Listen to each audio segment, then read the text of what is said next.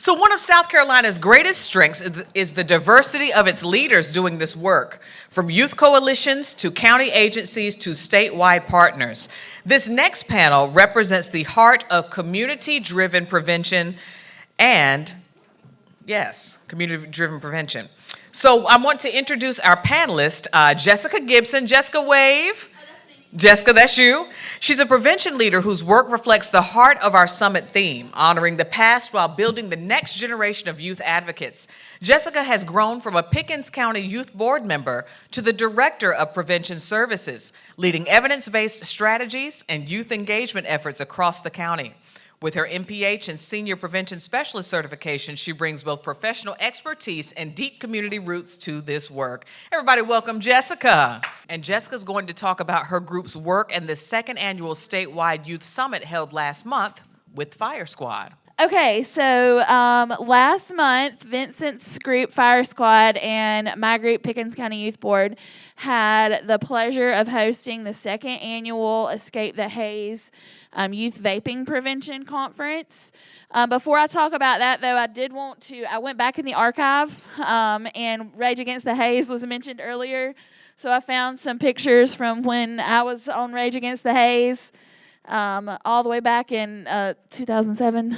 Okay, so how not Rage Against the Haze, Escape the Haze started. We actually had a meetup with our two groups back in July of 2024 just to get them connected because they're doing the same work just in different communities in the state. So at that meetup, they decided they wanted to do some kind of collaboration, and Tara was there, and somehow it got mentioned to do a conference about vaping because it is so prevalent in the schools. So this is in July of 2024 when our two groups met up and when those initial conversations started. And from that, in January of 2025, we met with Tara, got the conversation started and started planning. And in April of 2025, the first ever youth-led vaping prevention conference happened in the state of South Carolina. So here is our group with the Smokefree staff. On that day, we had about 150-ish in attendance, and that included youth and adults. But our youth led the sessions that day. So they talked about how tobacco affects the teenage brain, how tobacco companies are marketing to teenagers, and they also talked about advocacy work and a fourth session that is, do you remember? Marketing, advocacy, teenage brain, and number 4. And what's in a vape? We didn't look at the Canadian guys. My bad, Emma. Hey, what's up? And they led the sessions. It was a Fire Squad member and a youth board member that co-led each breakout session. And they were able to educate their peers throughout the state on these different topics. And then from there, we were able to continue the conversation. Vincent is going to talk about what happened in his community after this. And then with us, one of our big draws every few months, we do what's called our Guns and Hoses events, where we have law enforcement and fire come together just for a community event that we host and do as a fundraiser for Youth Board. But one of the big things from that was our Spike the Nick volleyball tournament. And so that was one thing that led to us coming back to our community to continue the conversation about vaping prevention. And at the Spike the Nick volleyball tournament, Youth Board actually also introduced their media campaign, Don't Let the Flavor Fool You. So this was all designed by them about the flavors in nicotine products and the truth behind those products and what the chemicals and the different things in them are actually doing to your body. And that's just a few of the examples. I think there were 8 of them in total that they put together. And then just last month, on exactly a year later, did we do that on purpose? We didn't, but it worked out that way. Exactly a year later, April 30th of 2026, we hosted the second annual conference, which we took very seriously, obviously. And we, again, had youth leading the sessions, a fire squad member and a Pickens County Youth Board member worked together. And we took it a little bit further this year to where each of the schools or community groups that were present actually took some time to create an action plan about how they could address vaping in their own communities. So that was a really cool addition to this year's conference. That's all I have. Thank you to Jessica. We're going to come back for questions at the end. I'm going to introduce each panelist individually, and then we'll come back for questions. Next, before we come back to our panelists on the stage, we'd like to introduce Dr. LaShandra Morgan, a statewide leader whose work bridges health equity, community organizing, and policy change. As Executive Director of Breathe Easy SC, she leads efforts across 9 counties to educate communities, elevate local voices, and advance smoke-free policies. Her partnerships span national organizations and grassroots advocates alike, making her a powerful force in shaping South Carolina's tobacco-free future. We will now hear video remarks from Dr. LaShandra Morgan. Hello, my name is Dr. LaShandra Morgan, and I am the Executive Director of Breathe Easy, South Carolina. We have been really busy since we saw you last and wanted to update you about what we've been working on over the last year. So we have been working with the Center for Black Health and Equity and the Robert Wood Johnson Foundation on a capacity building project. We've been working in Bamberg and Orangeburg counties. This project is being done with groups nationally. However, here in South Carolina, we've decided to focus our capacity building efforts on working with local youth. You all know that when it comes to doing policy work, working with youth is very, very effective. So we did the Pathways to Health Justice training. With the curriculum was written by the Center for Black Health and Equity. So we had a training with them last summer, last July, with the Bamberg County Hype team. And in Bamberg, Orangeburg, and Calhoun County, we had another training with the fire squad, whom you all know very well. So during this training, we talked about history, culture, context, and geography. We talked about the power of using social capital. We taught them about SWOT analysis and power mapping and things like that. And also during the training, the youth actually came up with their own strategic plans and goals. And so that was for year 1. Now we're on year 2 of the project, and we're actually supporting them and helping find resources and funding for them to actually carry out the strategic plan that they wrote during year 1. And so that's been really promising. Other things we've been working on. We've also worked with Smokefree SC and Counter Tools on the point of sale research. So with that project, we actually are investigating the marketing practices of tobacco retailers in our communities. We did point of sale projects in Bamberg, Orangeburg, and in Charleston County.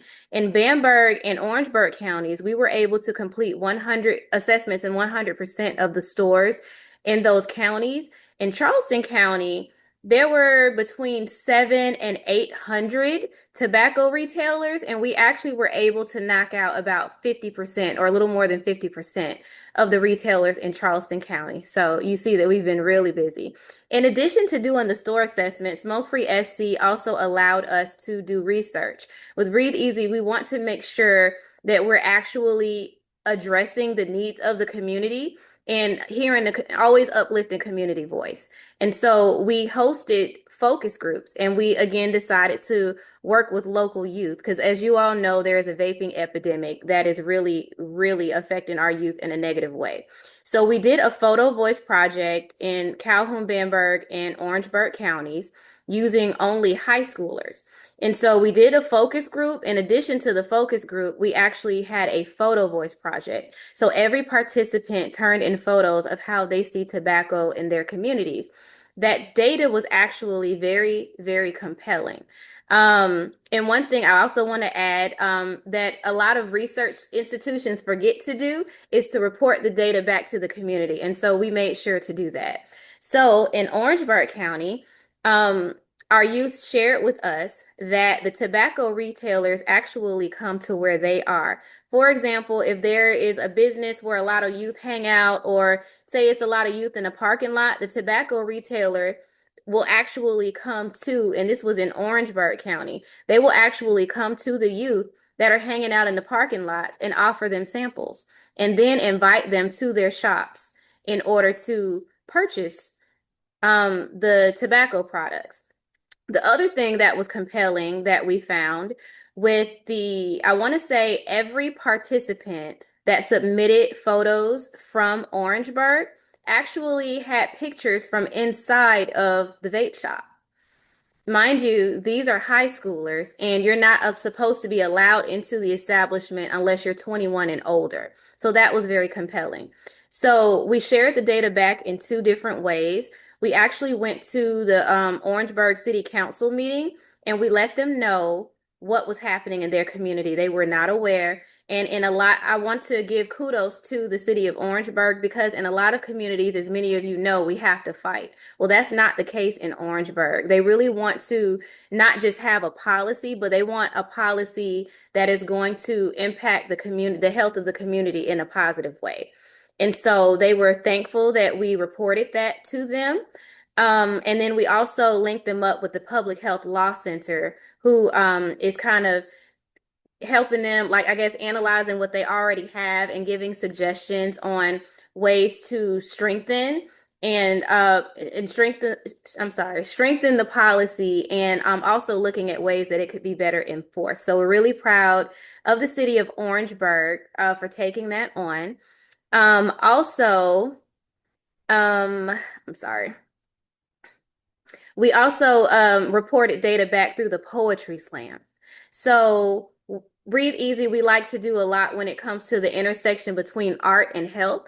And so thanks to Smokefree SC, we were also able to, they contributed to the poetry slam. So at the poetry slam, the contestants were challenged to perform a piece that was about the negative effect that tobacco has had on them, their family, or the community. Each person had to perform about that. And then, of course, there was a prize given to first, second, and third place. So we reported the data back in Charleston County at the Poetry Slam. And then with the Poetry Slam, we teamed up with a lot of national partners. We worked with the African American Tobacco Control Leadership Council, the Heart Association, the Campaign for Tobacco-Free Kids, the Center for Black Health and Equity, the Truth Initiative, Parents Against Vaping and E-Cigarettes, also known as PAVE. We also partnered with a group called The Poet Life. And the Poetry Slam went really well. We had local leaders come out, churches. We had folks from California, Washington, D.C., Baltimore, Atlanta, North Carolina came out, and it went really well. And I don't know what it was, because these poetry slams are being hosted across the country, to include New York, Detroit, Chicago, Philly, and of all the places they went in the country, for whatever reason, maybe it was a Southern hospitality, but they called us and said that they wanted to come back to South Carolina.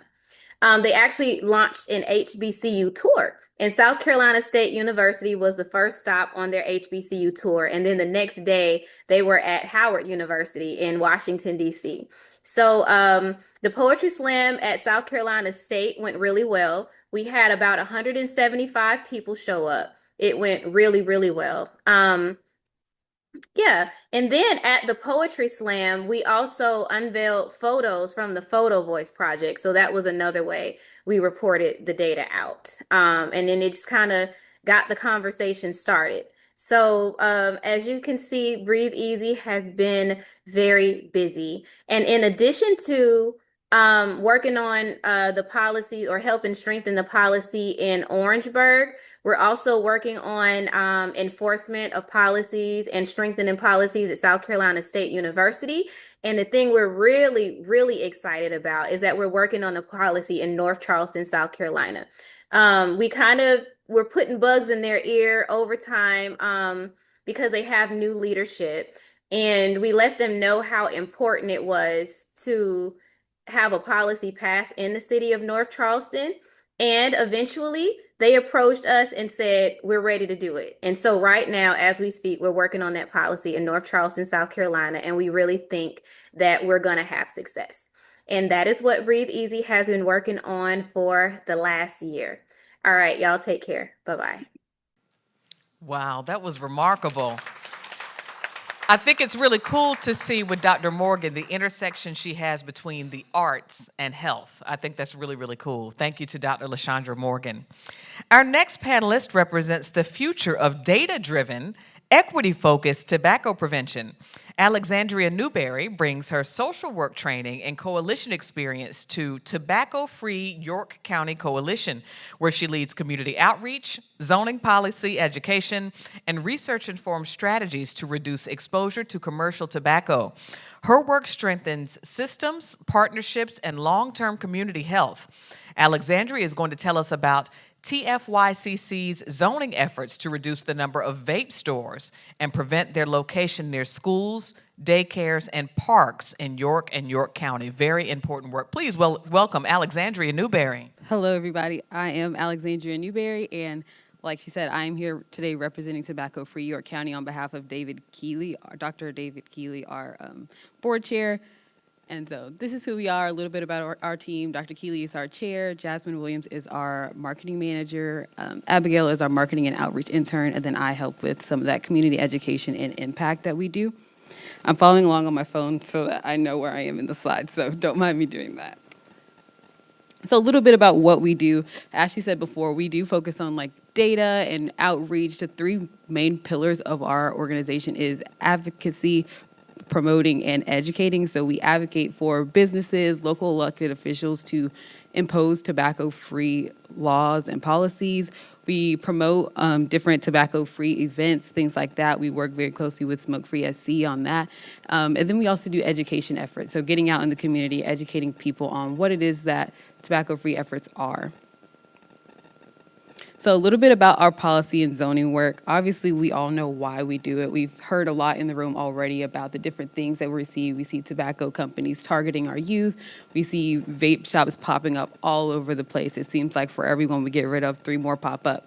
And so a lot of the work we do focuses around that. The things that we advocate for within our zoning ordinances, we look at buffer zones. So looking at making sure that vape stores can only be within a certain distance of schools, parks, playgrounds, youth centers, and other things like that. We also look at the caps on the number of tobacco retailers there can be in specific areas. So on this map right here, what you see is Rock Hill. This is the city of Rock Hill broken out into wards. So each ward has a council member. The council member is a representative for their ward, and those red dots are all of the tobacco retailers that are in the wards in the city of Rock Hill. And so what we do is I personally worked on these maps, breaking it out and sending each ward, each council member, a picture of their ward so that they can see what retailers are within their wards and also see who they're targeting. A lot of times we see that the wards that are more low income, that have specific populations, they tend to have a higher density of tobacco retailers. And so really pointing that out, educating our council members on what that looks like. Then obviously we also focus on restrictions and signage. So looking at what signs and what promotion efforts that tobacco and vape retailer stores can put up. So we see a lot of times that they do target our youth. They put up things with cotton candy, bright colors, flavors is something that really stood out and is a big theme. And so we do try to focus on that as well and putting together policies that prevent that. This is going to be a little hard to read. But I'm happy to share this with anyone who wants it afterwards. This is one of our model ordinances. So we model our ordinance off of Surfside Beach. They passed the ordinance last year in 2025. A really good model ordinance, and so we do go off of that for a lot of our things. But on here, I highlighted a couple things that are important to keep in mind when looking at ordinances. So definitions are important, making sure that you explicitly state what's allowed, what's not allowed, and clearly state what that is. Because a lot of times what we see is that people don't put definitions of what counts as smoke shops, what counts as a vape retailer, things like that. And vape stores find workarounds because they're not clearly defined. So they just give themselves another title and they are still able to pop up. And then something else is the location restrictions, like I mentioned earlier, is just making sure that they're not allowed around specific places and explicitly listing where those places are. So some people do churches, daycare centers, primary and secondary schools, kindergartens, public parks, playgrounds, and other things like that. And then another project that we worked on with Smokefree SC is building our community buy-in through media campaigns. And so I put this on here. It is a video that we can play. It's really short. But it's one of our media campaigns that we did where we really focused on the area of York County as a whole and putting out media that says, hey, these are things that are important. Policy is important. This is how you can get involved. So this is a really short one. I don't know how to play it from here. Aggressive nicotine product marketing to youth under age 21 is running rampant. We need your help to fight back. Help create tobacco-free policies, promote tobacco-free initiatives, and educate everyone on why it's so important right now. Let's protect our underage youth. Scan the code to learn more. And then this code goes to our website, which was also at the end. But this is just some of the results from the things that we have seen. So me and Dr. Keeley had a meeting with the mayor of York about 2 months ago. We met with him. We explained kind of our initiative and getting involved in these things. And then just recently, last month, we went back in front of their full board and did the same thing. And so we're working on some policies with York, the city of York. But what we see a lot of times is that cities don't jump at the opportunity to put these policies in place before all of these vape retailers and stores get in. And then unfortunately, it's harder to maintain once they're already in place. And so that's something that we really do promote. And so something interesting that we did see from our promotion efforts was that demographics of clicks. So of the people who have seen the campaign and clicked it, we did see a lot of more older adults clicking on our ads, mostly between the ages of 45 and 65. But of those who are younger than the age of 35, we did see more men clicking on the ads, which we found really interesting.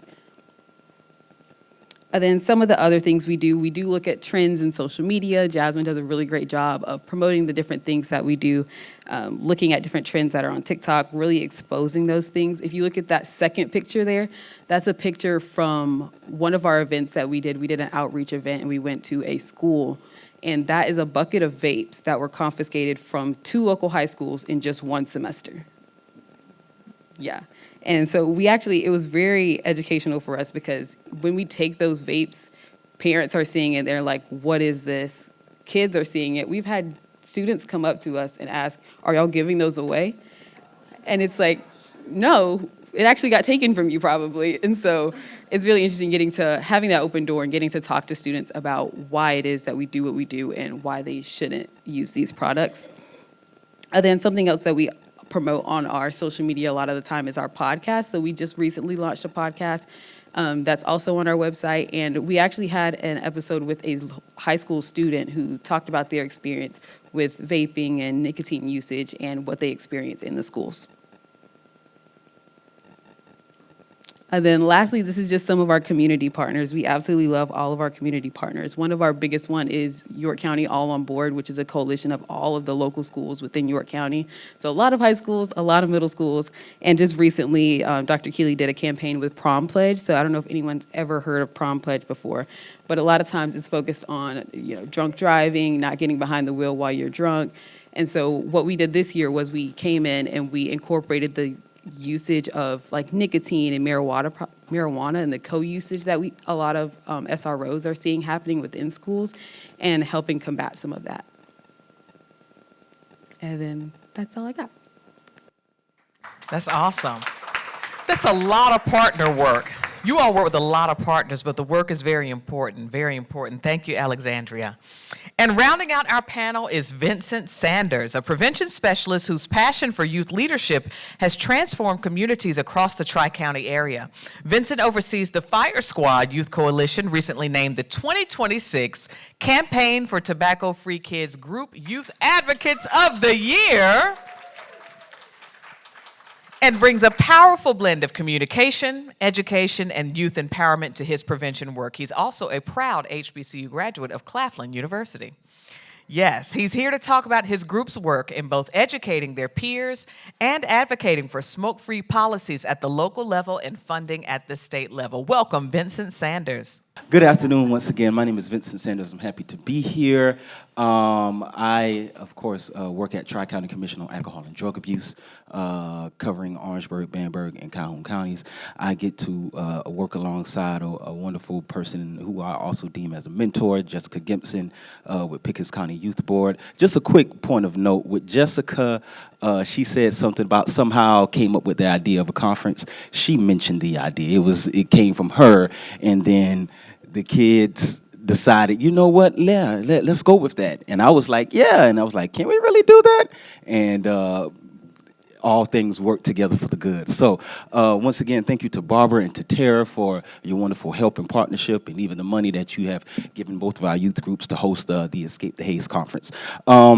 Jessica has done a wonderful job talking about Escape the Haze, so I'm going to talk about some of the advocacy work that the Fire Squad has done in the counties of Orangeburg and also in the town of St. Matthews, but I'll focus on Orangeburg first. So back in the year of 2022, the Orangeburg County School District decided that they were not going to participate in the Communities That Care survey anymore.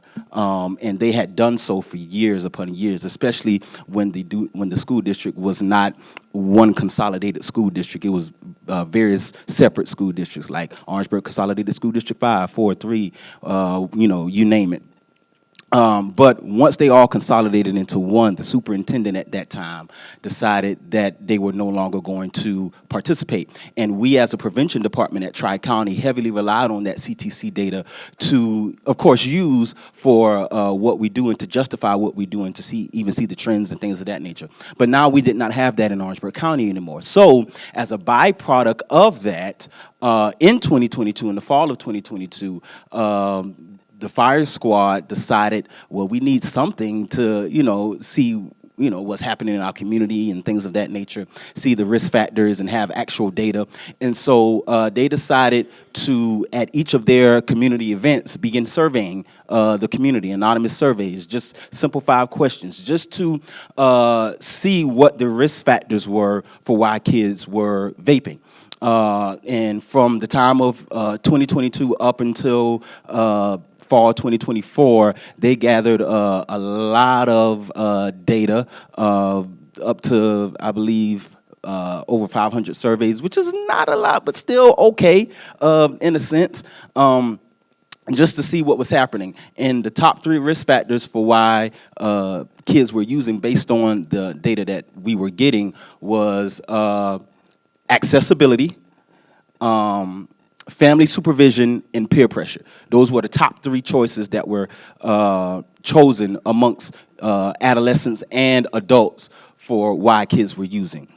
And with access being one of the top, well, really the top one that was chosen, I told the kids, I said, this is a point of emphasis that we can focus on, because ever since 2020, there had been an influx of vape shops in Orangeburg, and then also even in St. Matthews and Bamberg County as well, but especially in Orangeburg. And so a huge influx of vape shops just within, from the time of COVID up until 2024, there was a huge influx of vape shops. So we decided that they wanted to, the kids decided, the kids decided that they wanted to take that data to advocate to Orangeburg City and County Council to have some kind of policy implemented that restricted the continuous influx of vape shops in our community. And they did just that. And I also want to thank Tara for her excellent help, because we were able to combine our data with the data that she was able to provide for us from County Tools that showed us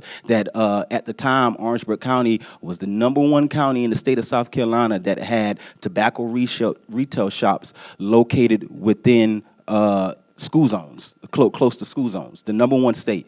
#1 county. So with that piece of information combined with the survey data that we was able to show, that accessibility was shown as the #1 risk factor chosen amongst kids and adults for why kids were getting involved in this.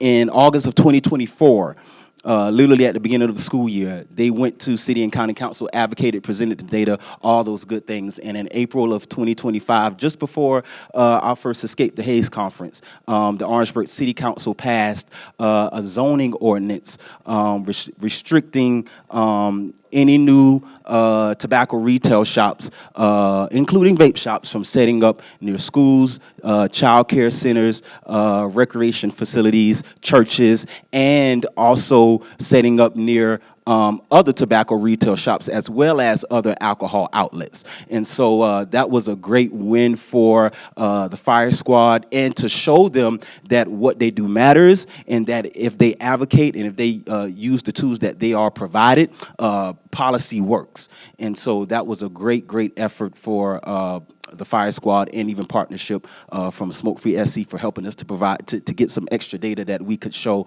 our city council members what the problem was. Now, we still have a little problem with our county council, because we actually went to them first and then the city council, and we went back and they said, well, once city council passes, then we'll just adopt the same thing. Needless to say, they have not done that yet, so we have to do our due diligence to go back to them.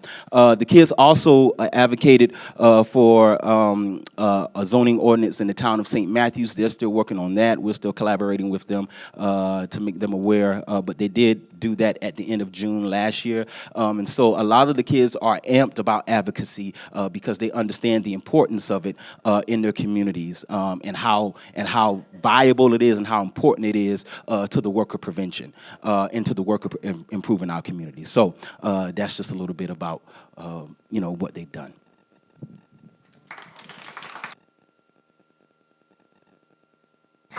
Thank you, Vincent. I think it's so cool that the youth are directly involved in making policy changes. If we don't get them involved now, I mean, who are we going to rely on? That's awesome. And listen, I actually wanted to go back to the theme, from smoke to hope. And when Meg spoke about being down but not out, county council might not have worked. They all were down, but you weren't out. You went to city council. You kept it moving. You kept using all of your options and resources to really advocate for change. That's a really big deal. We're going to open it up to the audience for questions, and I'll kick off with one for each of you, because I think what's interesting is you each have varied backgrounds, but you're committed to this work to making sure that South Carolina is smoke-free. Vincent, you're a former elementary educator. Jessica, you got your degree in elementary education. Alexandria, you were a social worker. I mean, you've done social work, a social work degree. How did you, with your different professional backgrounds, end up with a passion for working in this space, particularly tobacco prevention, making South Carolina smoke-free? I'd love to hear from each of you.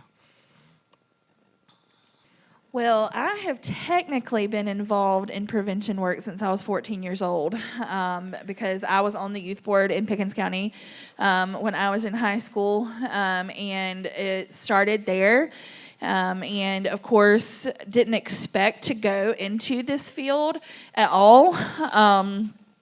And I got a call one day from my former youth board coordinator, and she asked me to stop by the office for just a conversation.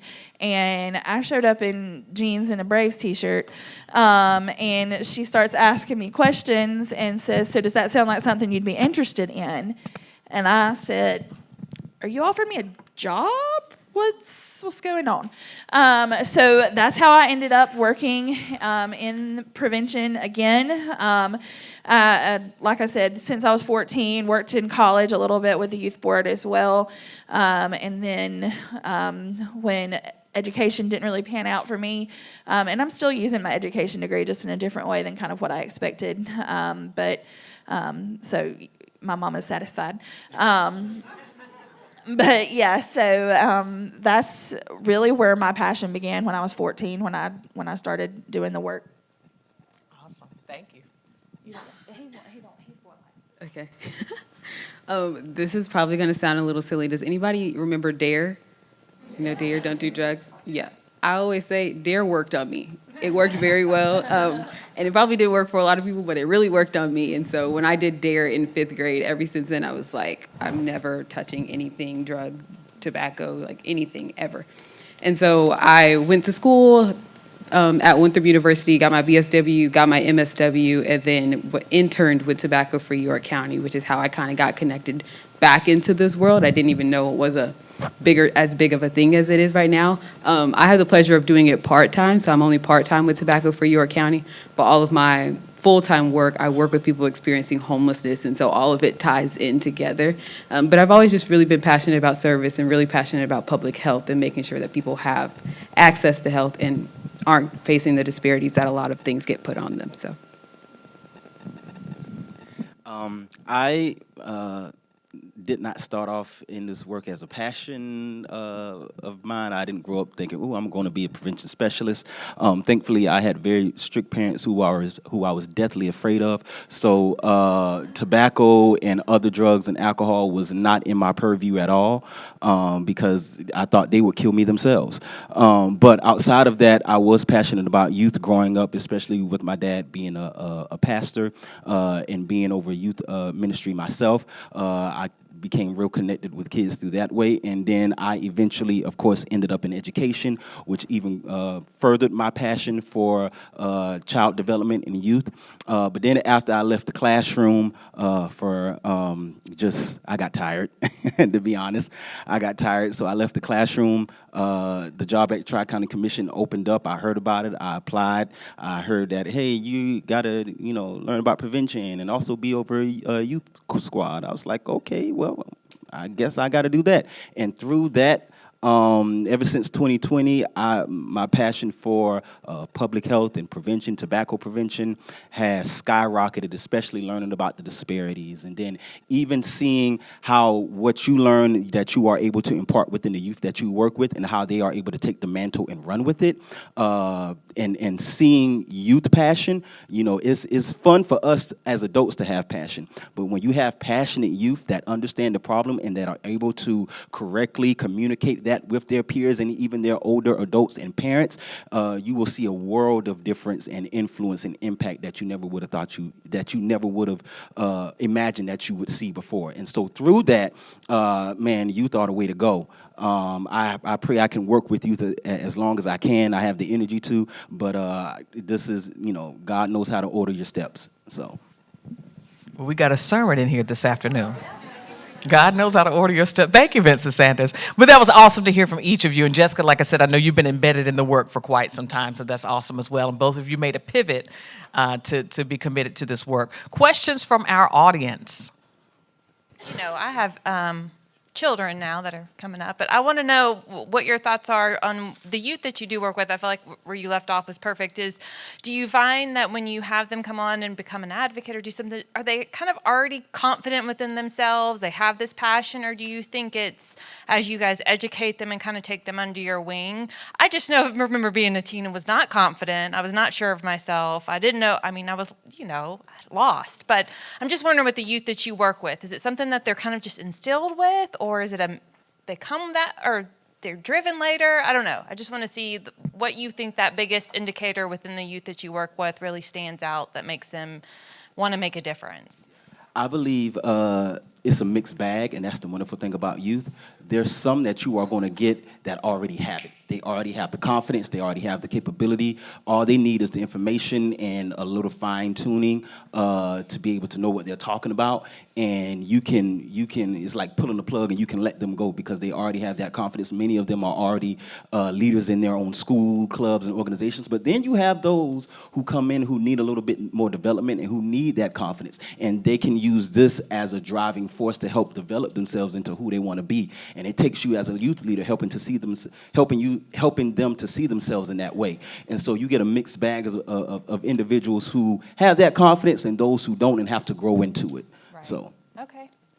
Yeah, and I have a passion for those ones that have to grow into it because I was one of those myself. I faked an asthma attack at my first youth board retreat so I could go home. I didn't like talking to other people, but of course that changed.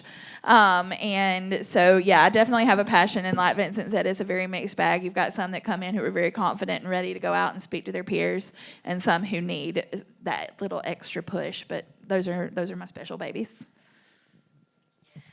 Well, I just have to say, and Vincent, I know you came in after me, but I'm Dr. Katie Wynn, and I manage our tobacco quit line. So I've been at DHEC, or DPH, where are we? Suzanne. I don't even know what our agency's name is. But I've been there a long time, okay? But I have to say, you know, as I'm ending my career soon, one day, I don't know, I'm just full of hope with all of you. Gosh, I've got MPH, EDD, MSW. I teach in the College of Social Work, actually. That's my adjunct work, so I love seeing social workers. And I'm just so impressed with what y'all are doing. I am so impressed. Barbara, you have invested your money well in these grantees. So kudos to you and your team for selecting them, and then to see you and see the fruits of your labor. But y'all, I have to say, like Meg said, you know, y'all, let's not get distracted by the federal scene. You know, I don't know about y'all, but my faith is not in Washington, D.C. I'm sorry, Meg, I know y'all are up there. My faith is not in D.C. Of course, my faith's not in any of y'all. Okay, it's in God. But anyway, that's my story. I have a pastor in the family too, Vincent. But the thing is that let's not get distracted by the political climate. Let's not get distracted by what's going on above our heads, the things we can't control, you know, the serenity prayer, if any of you old enough to know that. Let's control the things we can control. And what I heard and what I hear all of you saying is you're passionate, even if you came kicking and screaming into it, and that wasn't your initial thing you wanted to do, Jessica. But Lord, you were a baby when you started doing this, you know, 14 years old, you know. I mean, and you've moved forward, you've embraced it, you've put energy in it. And Alexandria, you know, even if doing it part-time, you know, what y'all have done, and you build on the momentum of others who've gone before you, but policy is not for the faint of heart, and moving policy is really, really difficult. But y'all, what we're witnessing, what Vincent, what you shared about, gosh, you know, you got one door shut. They weren't doing the community of cares surveys anymore. The landscape changed, you know, but y'all found a way. You found a solution. I love people that find solutions. You know, when you've got a problem presented, find another way, another route to reach it. And you collected data. Tara shared her data together, and you went to the decision makers on the local level. And when one door shuts, you go to the next door. But to get an ordinance passed locally within a short amount of time, that is no small feat. And y'all need to claim that. Orangeburg, York, and all these other areas. So what you're doing, we need to all emulate. You know, you young people in here, emulate. I sound like an old person. I'm so much like my mother. Y'all need to just get it together and do it. You know, but I'm just very proud of what y'all are sharing, what LaShandra shared out of Breathe Easy. I think that's their name. Is that their name, Breathe Easy? Okay. But I'm impressed, and I didn't have a question. I just wanted to encourage you to carry the torch, keep doing what you're doing. Sharon and I indicated this morning, our road has been a hard road to tow. It has been a hard road. Y'all, it took 10 solid years just to get the cigarette tax increased in South Carolina to a significant number.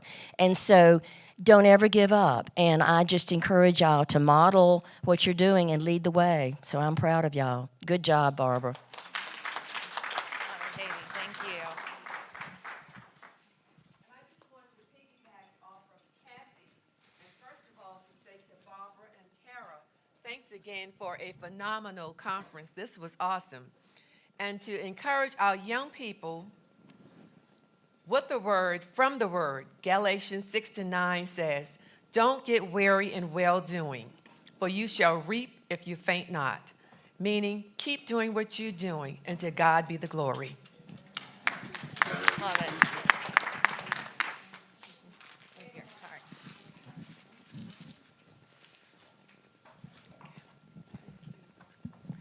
I had a question, Jessica and then Vincent. Jessica, I know that you say you're in Pickens County, and are you getting your participants like Easley and Clemson? Is it all the high schoolers? Or? Yeah, we have members from there's 4 high schools in Pickens County, and we have from all 4 of the high schools. All 4 of the high schoolers. Your conference is in, where do you do that at? It was here in Columbia. It was here in Columbia. Mm-hmm. Is it in a newsletter? It is in a newsletter. Okay, for some reason I stopped getting it, but I'll talk to you to make sure that I get it.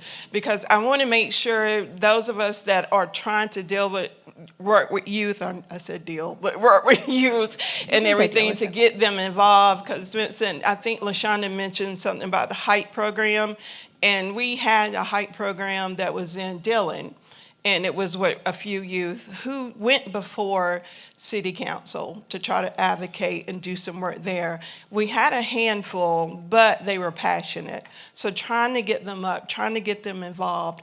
I was wondering, would the group, like you have this conference, the topics that they talked about, would they travel to Dillon to come down there to just do, not a conference, but do some talking and everything? Keep that in mind I'm not saying now, you don't have to give me an answer now, but just to say, hey, to try to get this group, like, hey, let's go, rah, rah, rah, rah. So just keep that in mind. Yeah, Vincent and I have had conversations about doing some trainings for youth with our around the state with our kids, because they are, I think, two of the most. I know ours is the longest running. Pickens County Youth Board has been around since 1990, and his is one of the largest and covers more area. So we have talked about doing some fee-for-service trainings as fundraisers for our youth, because our board is generous enough to put a line item for our youth board in there, but it only covers our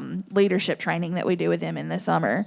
And I don't know what y'all get, but yeah. So we've definitely had that conversation, and I have a card if you'd like to grab one. I'll get it from you. Yeah. But just keep that in mind, though, for others. Thank you. Thank y'all for what you're doing. Thank you.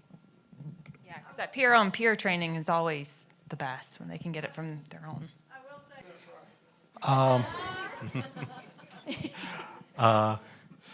My question's always like, for me, it's like engaging always the different demographic groups.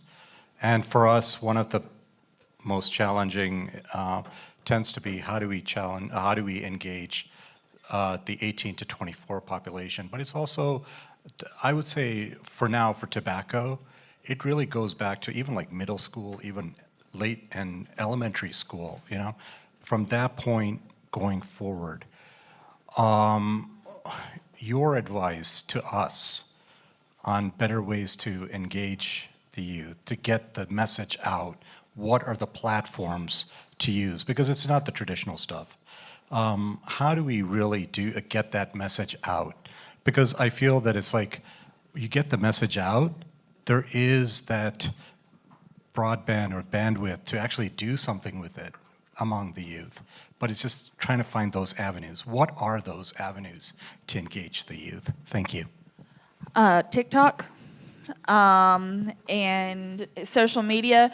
We try, and I know Vincent with his group does too, try to look at the trends that are going on social media and kind of flip the script to where it's prevention-based messaging, but it kind of follows that trend. So you use the sounds that are trending on social media, or there's a video of me dancing somewhere. I don't know how they talked me into that, but there is one. And so just using the trends and meeting them where they are and letting them take the lead on creating that content, because me dancing is not going to get a lot of views. But yeah, Barbara, yeah, it was not cute. But yeah, just TikTok, social media is especially where they're at. We started a podcast 4 years ago that is completely driven by our youth, and they produce it, edit it, host it, all the jazz. And so that's another avenue that we've found has been pretty popular for reaching them, because that's the in thing right now. Yeah, I don't know. In addition to what Jessica's saying about messaging, which is vitally important, which should be youth-led. So if you have a son, daughter, niece, nephew, figure out, what's trending or what's messaging that's trending, and then, like you said, make it prevention-focused in a sense, but also go where they are. And it's easy to do that. Find partnerships with schools that'll let you set up a table at a football game or a basketball game where you can reach a mass number of people, of youth at one time, start to allow them to start to see you and you to see them, and then they can get involved and in that way, and not just get involved, but also learn that way. And so that's an excellent way to get the messaging out there, as well as to reach the youth, is to go where they are, be in the school, set up a table at lunch, which both of our youth groups do constantly throughout the year. So those are easy ways to really get out there and be amongst the youth, because we know they are always at schools. We know they love sports, and they're at their sporting events all the time. And that's a great way to partner and to make yourself visible, and for you to also get information out to the kids as well as their parents as well. So, yeah. When we did a little bit of research into Blue Sky, just because we were looking at what media we wanted to focus on. And when we looked at Blue Sky specifically in York County anyways, we saw more people over the age of 28 using it, and a lot of medical professionals for some reason within York County. So for us, it wasn't very, important for us, because it didn't really target the age group that we were looking at. But it definitely is something you could look into for y'all specific regions. Yeah, normally they talk to me about, I don't know, and I'm pretty, they talk to us about what's popular, and they normally, like, if we suggest events and stuff, they'll be like, no, Jessica, that's stupid, please don't ever do that. So I do want to shout out also Breathe Easy SC. Smokefree SC, of course, is the main funder of our Escape the Haze conference. That is the very reason why we even do it in the first place. But Breathe Easy SC also decided to pitch in and be also a sponsor this year, which gave us some extra funds to have some more promotional materials and stuff like that for the youth this year. So thank you to them as well.